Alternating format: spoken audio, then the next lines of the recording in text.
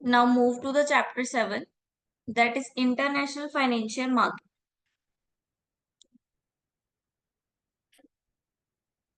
International financial market क्या है? It is an organization of 190 countries working to foster global monetary operations. ठीक है? Secure financial stability, facilitate international trade, promote high employment and sustainable economic growth and reduce poverty worldwide. ठीक है, इसमें क्या है, एक ऑर्गेनाइजेशन है ये जिसमें 190 कंट्री वर्क कर रही हैं ऑलरेडी, यानी कि 190 कंट्री क्या है इसमें एग्रीमेंट में इंक्लूड्स है। उनको क्या मिलता है? फाइनेंशियल सिक्योरिटी मिलती है, इंटरनेशनल ट्रेड करने की फैसिलिटी मिलती है, एम्प्लॉयमेंट प्रमोट होती है सबकी, और इकोनॉमिक ग्रोथ होती है, और पॉवर्टी रिड्यूस होती है।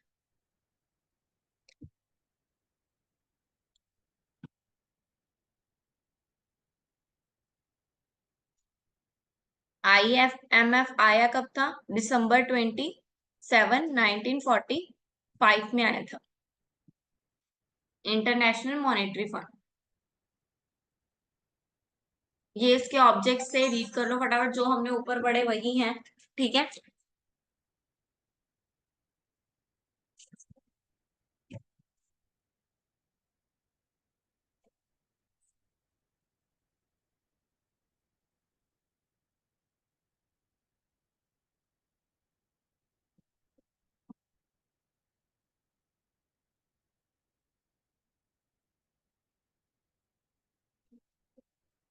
हाँ जी।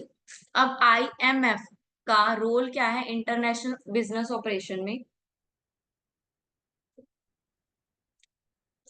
3 मेन टाइप है, surveillance, lending and technical assistance. Surveillance क्या होता है? मॉनिटर करना, ठीक है। ये मॉनिटर करती है इंटरनेशनल बिजनेस को।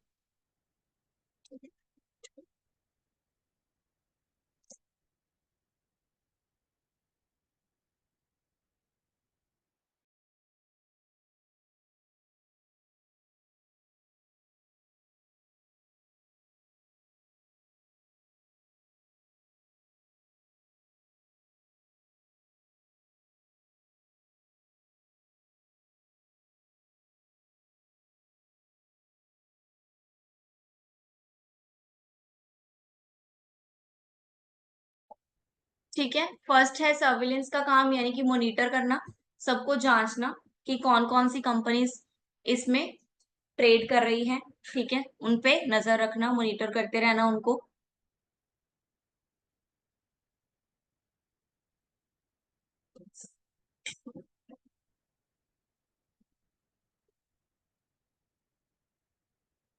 सेकंड लैंडिंग का काम है, ठीक है, लैंडिंग। लैंडिंग यानी कि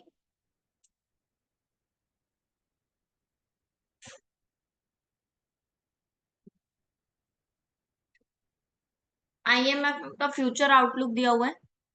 IMF चेंज होता रहता है विद द वर्ल्ड, ठीक है, चेंज होती रहती है, जैसे जैसे जैसे पॉलिसीज चेंज होती रहती हैं, पॉलिटिकल इन्वायरमेंट चेंज होता है, IMF भी अपनी कमिटमेंट, अपने फॉरेन इन्वेस्टमेंट्स को चेंज करते रहते हैं, ठीक है।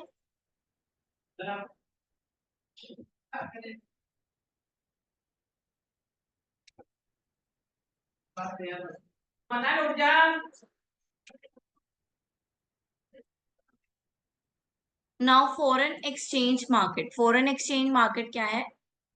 It is an over the country global marketplace that determines the exchange rate for currencies worldwide.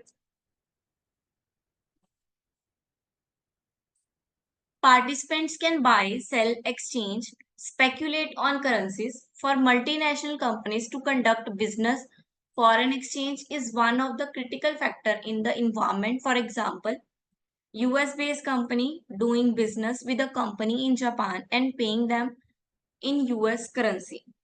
ठीक है, फॉरेन एक्सचेंज मार्केट क्या है? वो मार्केट जहां पे आप बाय करते हो, सेल करते हो, अपनी करेंसी एक्सचेंज करते हो एक दूसरे के साथ, ठीक है। मान लो कोई इंडिया आया है तो वो अपने डॉलर्स को, बाहर से आया है तो वो डॉलर्स को रुपीज में चेंज करवाएगा, तो उसको बोलते हैं फॉरेन एक्सचेंज, मनी एक्सचेंज, ठीक है, करेंसी एक्सचेंज। उन्होंने करेंसी को एक्सचेंज करवाया। तो इसी तरह कह रहे हैं कि जापान और यूएस अगर आपस में बिजनेस कर रहे हैं, तो यूएस जो है वो उसको किस में करेंसी देगा, यूएस में देगा, ठीक है। लेकिन जापान में यूएस डॉलर की कोई कीमत होगी नहीं होगी, क्योंकि यूएस डॉलर वहां चलता ही नहीं है।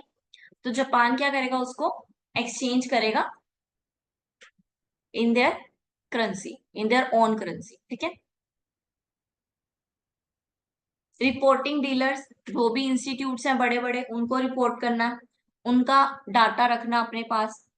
फाइनेंशियल इंस्टीट्यूट, बड़े बड़े जो फाइनेंशियल इंस्टीट्यूट्स हैं, म्यूचुअल फंड्स हो गए, करेंसी फंड्स हो गए, मार्केट फंड्स हो गए, ठीक है, ट्रेडिंग कंपनीज हो गई, इन सब का डाटा रखना। नॉन फाइनेंशियल इंस्टीट्यूट्स भी बहुत सारे खुले हुए हैं, उनसे डील करना, उनका एक्सचेंज रेट चेक करना, उनको गाइड करते रहना।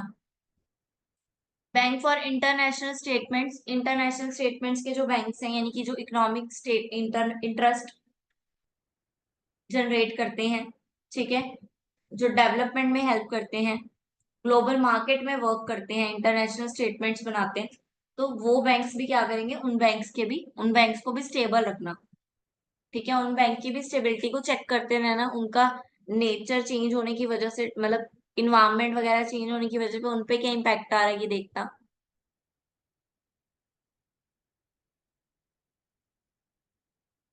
स्वैप आपने सुना होगा, स्वैप क्या होता है, जब आप करेंसी चेंज करवाते हो, करेंसी स्वैप यानी कि आपने अपनी करेंसी चेंज करवाई, यानी कि यूएस डॉलर से इंडियन रुपीज में आए, that is currency swap. Now major marketing foreign exchange आगे कौन कौन से हैं, spot exchange, forward market, option and future, ये चार तरह की मार्केट्स हैं। स्पॉट मार्केट कौन सी होती है, जहां पे जो रेट्स होते हैं, जो प्राइस होते हैं, वो कौन बताता है, फॉरेन एक्सचेंज डीलर्स बताते हैं,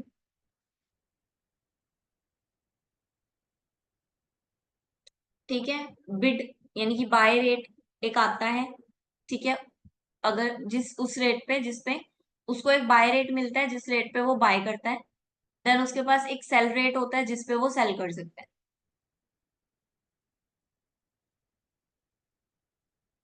ठीक है। और बिड और ऑफर रेट, जो वो बिड लगाई उसने बाय किया और जो वो सेल करेगा, उसके बीच का जो डिफरेंस होगा वो उसका प्रॉफिट होगा। जैसे कि आप शेयर खरीदते हो और बाय करते हो, दैट इज स्पॉट मार्केट, ठीक है। आप इंट्रा डे करते हो, एक दिन का वो होता है स्पॉट मार्केट।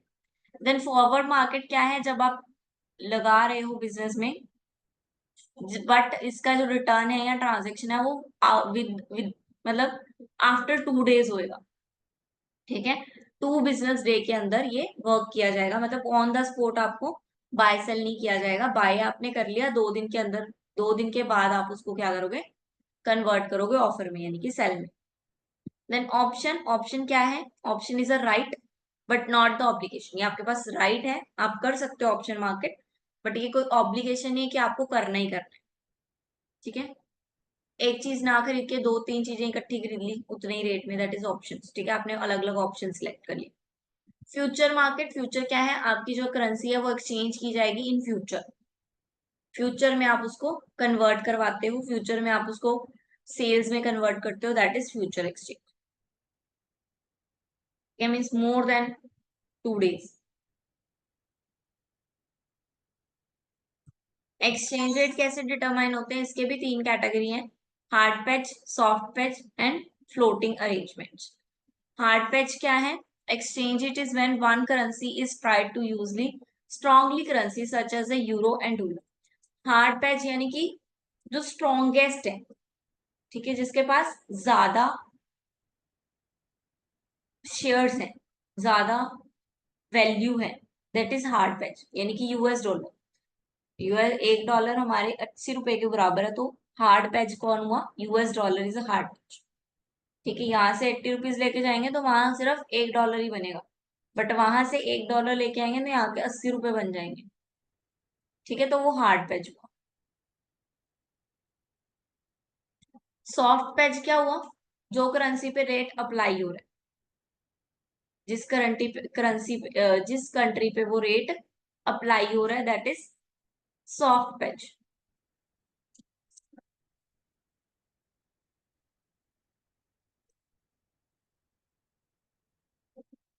मेन डिफरेंस क्या है? Software system provide limited monetary policy, flexibility to allow government and certain banks to deal with economic.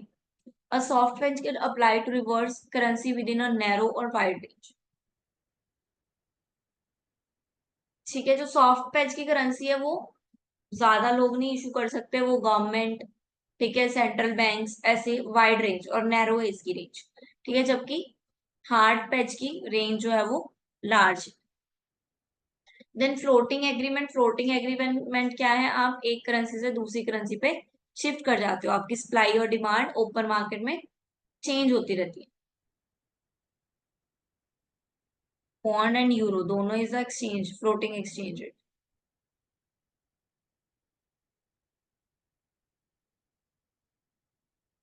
Exchange rate आपको पता है, जिस रेट पे आप एक्सचेंज कर रहे हो, जिस अमाउंट पे आप एक्सचेंज कर रहे हो अपने गुड्स को, that is exchange rate. Purchasing power parity, that means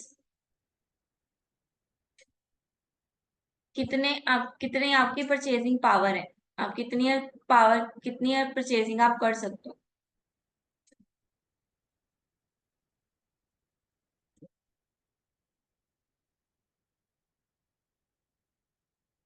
हाँ जी, chapter 7 is clear. Any doubts, any point?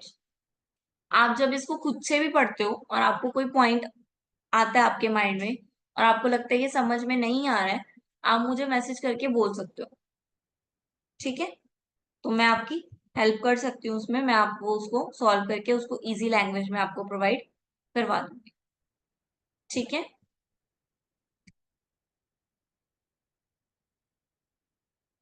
Clear है?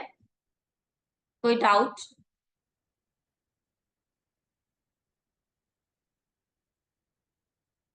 कल से जो है हम नोट्स पढ़ेंगे, ठीक है, चैप्टर्स की जगह हम कल से नोट्स पढ़ेंगे। नोट्स में आपको थोड़ी लैंग्वेज भी इजी दी होगी इससे, ठीक है, और आपको क्लियर भी इजीली और जल्दी हो जाएगा। नोट से ही आपने पढ़ना है तो आपको हेल्पफुल रहेगा, ठीक है। मतलब कि 8 चैप्टर जो है वो हम नोट से शुरू करेंगे, ठीक है। नोट्स से पढ़ना है या बुक से? नोट्स का क्या है, अगर हम नोट से पढ़ते हैं तो हमारी रिवीजन हो जाएगी नोट्स की। बुक्स से देख के ही नोट्स बनाए हुए हैं, तो नोट से हमारी अच्छी रिवीजन हो जाएगी और नोट में थोड़ी लैंग्वेज भी इजी होएगी हमारे समझने वाली। तो नोट से पढ़े कल से। यस एक मैम। बार मैं गो थ्रू कर लेती हूँ नोट्स को, फिर मैं देखती हूँ, चेक करती हूँ कि नोट्स ज्यादा इजी रहेंगे या बुक ज्यादा इजी रहेगी। फिर जो भी सफिशिएंट रहेगा तो हम कल उससे पढ़ेंगे, ठीक है, मतलब नेक्स्ट चैप्टर हम वहां से स्टार्ट करेंगे, ठीक है। मुझे ये बुक क्या आप शेयर कर दोगे हमें पीडीएफ? हाँ जी, क्या बोल रहे हो? जिस बुक से आप पढ़ा रहे हो ना, हाँ जी, पीडीएफ हमें व्हाट्सएप करोगे? इसकी पीडीएफ आपके उसमें पड़ी है, ऐप में। डॉट वे ऐप आपके पास होगा अगर आपके पास एंड्रॉयड फोन है तो, और अगर आपके पास आईफोन है तो आपने क्लास प्लस डाउनलोड किया यस होगा। उस ऐप में, उस ऐप को खोलोगे, अपने बैच पे जाओगे, तो वहां पे नोट्स वाले सेशन में नोट्स भी पड़े जी होंगे मैम। और बुक्स की पीडीएफ भी पड़ी होगी। ओके। ओके।